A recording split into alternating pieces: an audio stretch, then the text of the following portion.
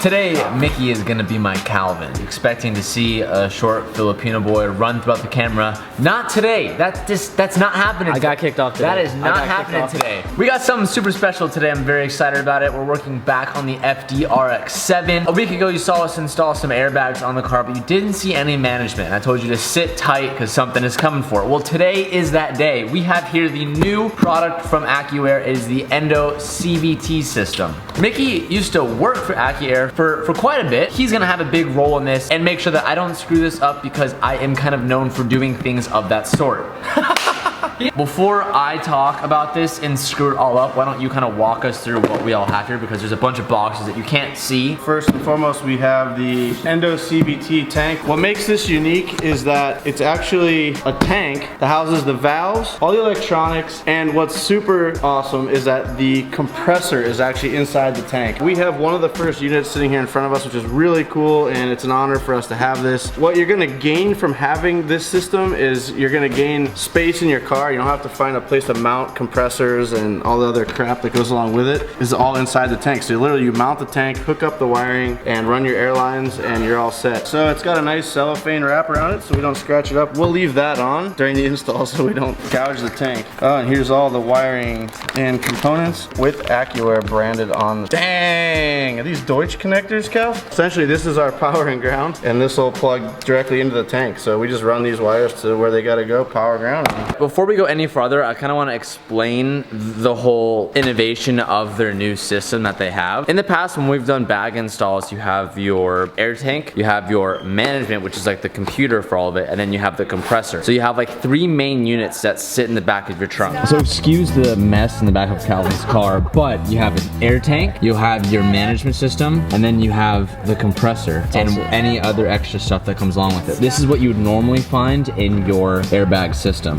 They've now fitted the compressor and the management inside the tank. That does a couple things. One, it reduces a bunch of the clutter that you would normally find in the back of your trunk. When you're designing your setup, you always have to remember like how much room you have, how much extra hose do you need to give for the management. It's not hard, but it's definitely a pretty big, lengthy process to figure out. And now they've bypassed all of that and shoved it into this tank. And also that like annoying loud compressor noise, all of my bag boys out there know what I'm talking about, that thing that you always hear in your car, and it's like very loud and obnoxious. That noise level has now significantly reduced now that it's inside this tank. You're probably asking, well, what happens if I live in the Northeast or on the East Coast or somewhere in a cold climate? You know, do I get air in my lines and then does the lines freeze and blah, blah, blah? You don't have to worry about that with this. They actually have a desiccant air dryer built into the compressor. This compressor is actually made by a company called Wabco, who makes all the compressors for a lot of the OEs, the high-end OEs that come with air suspension from the factory. Like my X5. Like your X5. It's probably a Wabco compressor. So if you've ever heard one of those cars, the compressor running in that's the type of sound you're gonna get from this, but even quieter probably because it's inside this aluminum tank. So we're taking a brief intermission because I kind of want to open this on camera and show you guys what we got.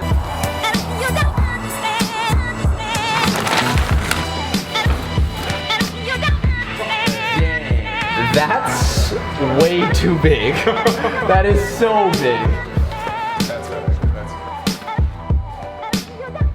So what I have here are a couple poster designs that I'm testing right now. On April 29th, that's in about 21 days from right now in Los Angeles, I'm gonna be at AutoCon 2018. We were there last year, we're coming back again this year, but our booth is gonna be insane. I'm gonna be releasing a bunch of items that are exclusive just to meet and greets this year. New Hunt Company clothes, posters, items, jet tags that are exclusive to just getting in person. This is one of those items. If you follow me on Twitter, I put up a poll on which poster I should use in different sizes. So I was just playing around with some potential options. Those are pretty sweet. I'm very excited about those.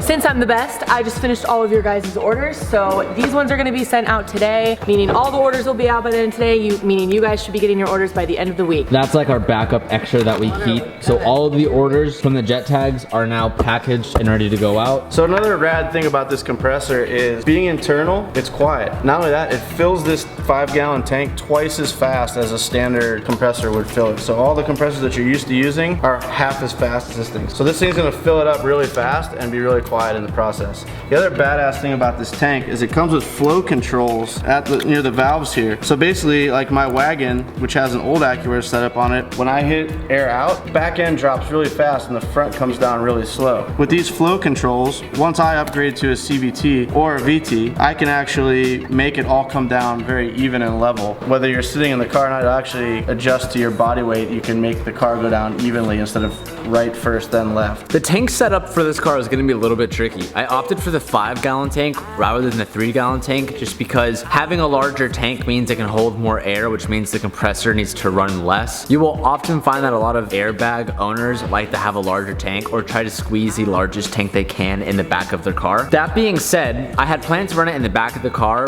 but as I went to size up the tank, it had a really hard time fitting in between these two speakers. Now these two speakers go in the back of the car, and this is the Bose system, or I'm sorry, the acoustic wave music system from Bose that goes in the back of the RX-7. And to my understanding, this is kind of a rare item. I've asked a bunch of RX-7 owners. I even asked Mad Mike and the guys at PPRE about them, and they were not familiar with the system. So I was over here under the impression like, damn, this is rare. I'm gonna try and keep this alive and see if we can get it working when this car is up and running, because it'd just be a cool item to have. When I went to put the tank inside of the car, it just like didn't fit the way we wanted. So sadly, I think I'm gonna ditch this system, but I'm gonna hold on to it because I think it's pretty cool. With that Bose system out of the car, we have a template of what the trunk setup is gonna look like. And we decided that today we're gonna start drafting out a template for a board setup in the back of the car. We've never done this on the channel, and we've never even done this on any of our cars. We're planning to do a pretty proper setup with the RX-7 because I wanna make everything on this car 10 out of 10, the best of the best out of anything we've ever done. So we're gonna do like a proper trunk setup. We kinda have like a baseline map of what it looks like.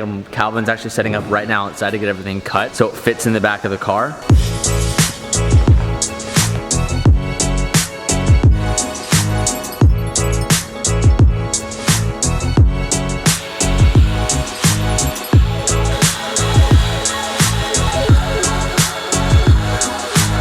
So right now we're installing the height sensors. Quite a myth that these are hard to install. They're fairly simple to understand. Basically, this arm is measuring your suspension as it goes through its travel. Each one of these holes is used for how much travel your suspension actually has, and every car is different. So this is kind of like a, obviously it's a very universal part. We've already done our suspension travel test by utilizing a transmission jack. What we're doing is lowering the car on the transmission jack under the lower control arm without any air in the bag and showing us how much travel there is. What we did was actually made a mark on the upper suspension arm in the rear, and then I went off of a weld up here in the top of the engine bay, took a measurement, and then we let the car down on the transmission jack and got complete lowered height. And so I took a measurement from there to the top again. That happened to be around 2.5 inches. So each one of these signifies 1 inch, 2 inch, 3 inch, 4 inches of travel. And you want to use the hole that is one step up from your measurement. So for us, it was 2.5 inches. So we're gonna use the third hole for the travel of our height sensor. This height sensor is going to be mounted on the frame rail right here. What I did was I cheated and used some 3M tape and just had it mounted here so I could get the distance from here to here for our rod that's going to go in place. Now I'm just going to drill 2 holes where I have the holes marked for the sensor, insert some nutserts, which we use all the time. We love those things, but what it does is inserts threads into the frame rail here. It will allow us to just bolt this directly to the frame rail. Once this is mounted, we'll move on to the arm that controls this height sensor, and then this provision here is actually for the E-level plug that plugs into here, which allows us to communicate to the brain of the system.